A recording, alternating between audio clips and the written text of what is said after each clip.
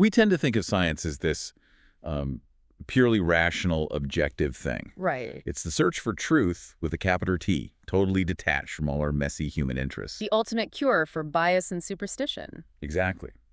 But what if that very foundation, the one our whole society defends so fiercely, is actually, well, a bit shaky, even for the people who claim to revere science the most? And that paradox is really the engine for this whole deep dive. The sources we're pulling from today are some pretty powerful academic analyses from the field of science and technology studies, or STS. For anyone who hasn't come across it, STS is basically the discipline that decided to turn the microscope around and study science itself, using the tools of, say, sociology and history. So our mission today is, I think, pretty ambitious. We're going to unpack some of their most controversial claims from these STS researchers and then try to understand the philosophical roots of the famous science wars. That whole conflict that pitted scientists against sociologists. Yeah, that's the one. And ultimately, we want to explore how you, the listener, can maybe move beyond just consuming science to becoming an active, informed, scientific citizen. And we absolutely have to start with that paradox you mentioned, that shaky foundation. One of our sources brings up this undergraduate survey that just perfectly illustrates the disconnect. Oh, I found this part fascinating. So students were asked, which provides a better basis for understanding the world? Science or religion? And science gets this huge ringing endorsement. Of course. They trust it almost automatically. But then here's the twist. They champion science, but when you press them, the data shows they actually have a much more detailed grasp of the religion they reject. they can deconstruct biblical stories. They know the specific rituals. But ask them about the science they supposedly accept. Crickets. They can barely recall a specific equation or theory, or even explain why foundational physics is important. It's a trust that's built on, I guess, deference, not actual knowledge. And if you think about that gap, a public that trusts science almost religiously but doesn't really know how it works, it creates this vacuum. And that vacuum perfectly sets up the traditional scientific community's response whenever the public is unhappy about something. Which is the core idea of the whole public understanding of science movement. Right. If you criticize science, it can only be because you're ignorant. The basic premise is to know it is to love it. So if there's a PR problem, it's not about ethics or hostility. It's just a lack of wonder. The public just needs a better infusion of the spirit of discovery. And this is exactly where STS comes in and says, hang on, this is just fundamentally flawed sociology. The scientific community is assuming the public is just a passive bucket that needs to be filled up with facts by the expert. Well, whereas STS researchers, they decided to do something different. They applied the methods of the humanities to study the scientists themselves. And the key shift here, it's huge, is seeing them not as these minor deities on a pedestal, but as what they are. Just people. Yeah. They go into their labs, they watch how funding gets decided, they read the messy first drafts of discovery. It's a radical change. The sources we looked at point out that the early sociology of science was almost completely uncritical. It just relied on what distinguished scientists and philosophers said about their own work. Which is a bit like trying to build the sociology of religion based only on what priests and theologians tell you. Exactly. You're only ever going to get the polished official story, the PR version. So once STS researchers actually got into the concrete reality of what scientists do day to day, the picture changed. Dramatically. It was not the neat, logical, unified path that the philosophers described. Okay, so let's get into it. This is where we get to the claims that actually ignited the conflict, the science wars. What did STS find that was so offensive? Well, the first big one was just the sheer lack of unity. They found that science isn't one single, clearly defined thing. It's a whole bunch of different activities. And they're connected more to their social context, like politics or economics. Yes, exactly. To political pressures, economic opportunities, cultural trends, more than they are to each other. A physicist at CERN is doing something totally different from a biochemist developing a drug. And here's the one that really gets under people's skin. The claim that there's nothing uniquely rational or objective about what scientists do that separates them from the rest of us. That's the position, and it's so often misunderstood. It's not that STS is saying science is irrational. Or that scientists are dumb. Not at all. The claim is simpler. Scientists are simply not more rational than anyone else. The logic they use, the biases they have, the social networks they navigate, it's all fundamentally human. Okay, but hold on. If we accept that, if science isn't uniquely rational, doesn't that just completely undermine the whole argument for evidence-based policy? Ah, and that's the question that fuels the entire science wars. I mean, if it's just another belief system, why trust it over a gut feeling? The STS answer is critical here. They argue that the evidence science produces is still incredibly powerful, but we shouldn't trust it because of some impossible standard of pure objectivity. We should trust it because of the social system of science, because it's been tested, criticized, peer-reviewed. So it's not that individual scientists are somehow better thinkers.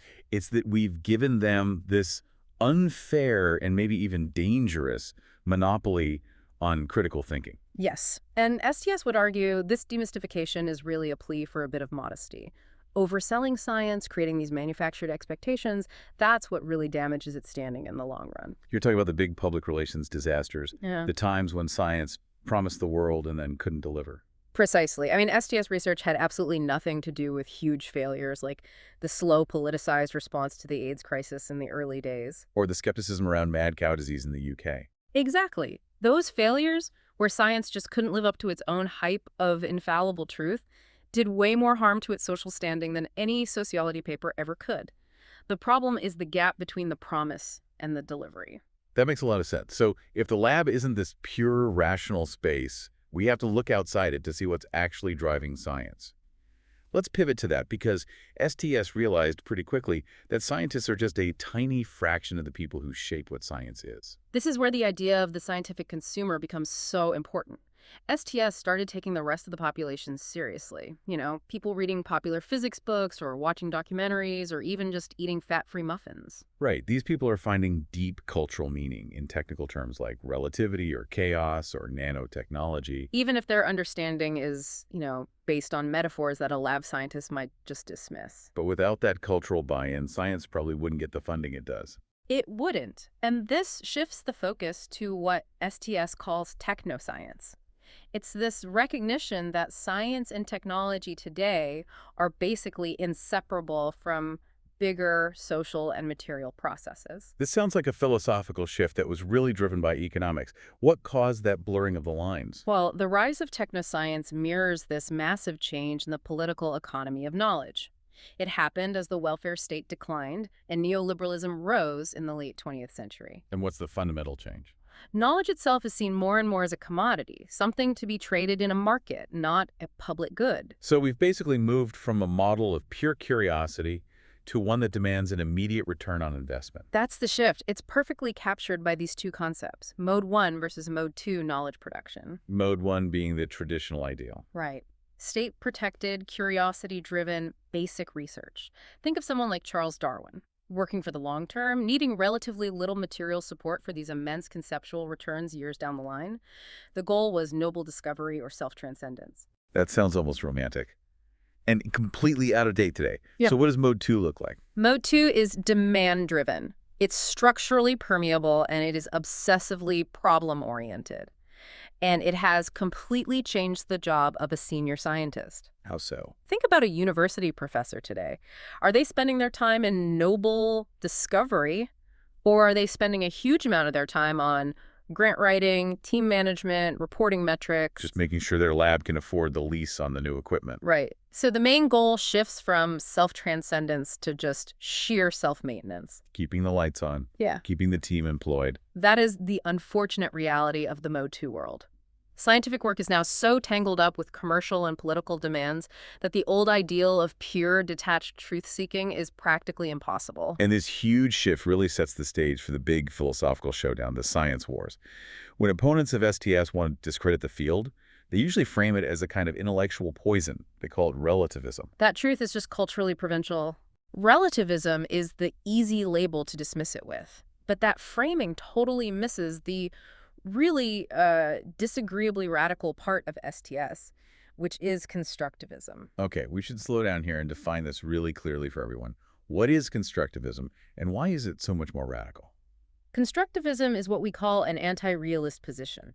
I mean, to put it simply, anti-realism argues that facts don't just exist out there waiting to be discovered. They're being actively built by the scientific process itself. Exactly. Constructivism argues that there is, and this is a quote, no fact of the matter as to which statements are true and which are false until closure is reached. Closure being the moment the debate just stops and everyone agrees.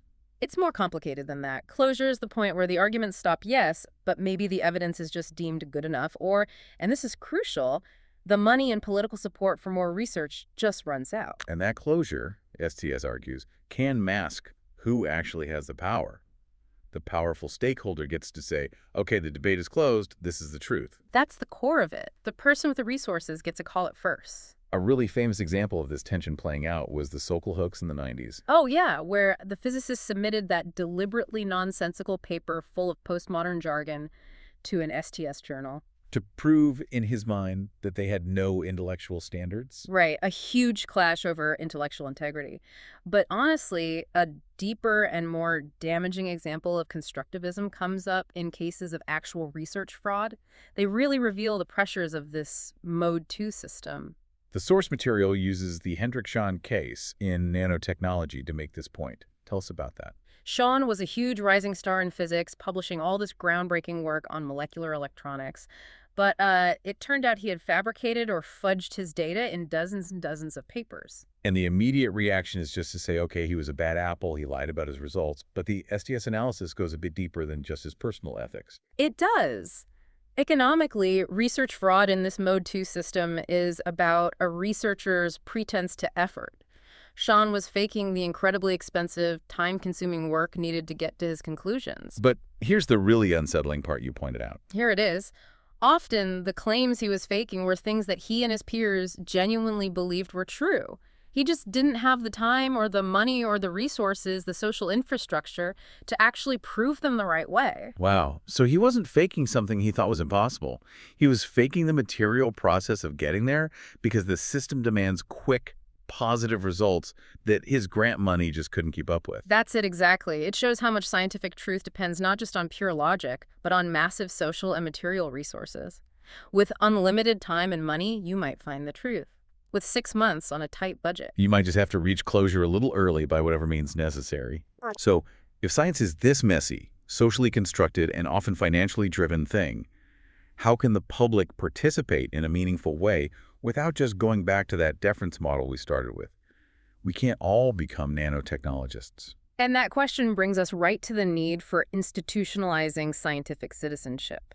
Since Mode 2 knowledge affects all of us, from the products we buy to the regulations we live under, we need new ways to deal with the problem of expertise in a democracy. Let's talk about expertise. The sources mention that the kind of specialized autonomous experts we rely on now, they didn't really exist in classical Athens. Their democracy was built for generalists. Today's experts are what one source calls mongrel entities. They have to be both a scientist and an economic advocate for their work. And when they clash, like in a courtroom, you get two experts, one for each side, just canceling each other out. Yes, the whole junk science problem, with the public left in the middle, totally unable to know who to believe. So what's the solution? To find one, we might need to look back at the ancient sophists of Athens, who've been, traditionally demonized by people like Plato. Right, the sophists, the teachers of rhetoric, painted as villains who taught people how to win an argument no matter what the truth was, just pure spin. That's the negative frame, but we could reframe them.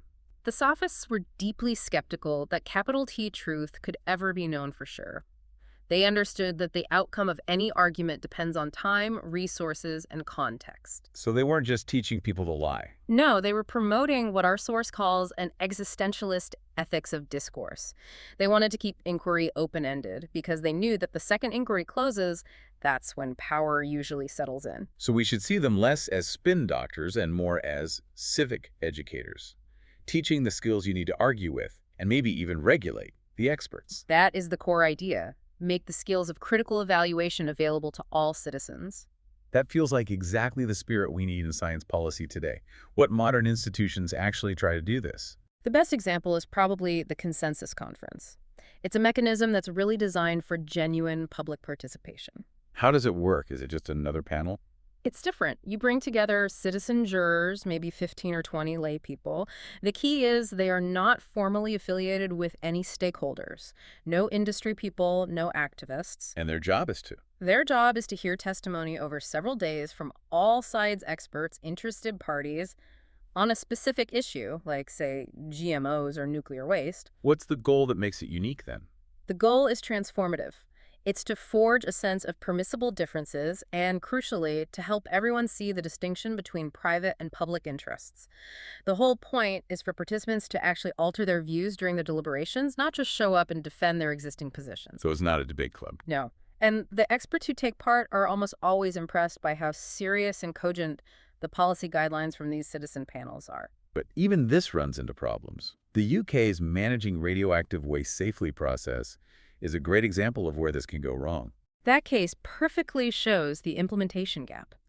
The public was invited to deliberate on how to dispose of nuclear waste, but, and this is key, they weren't involved in constructing the knowledge base. So all the options they were allowed to discuss were pre-framed by an independent and authoritative body of experts. Right. So the public's judgment can only be as good as the narrow set of choices they're handed.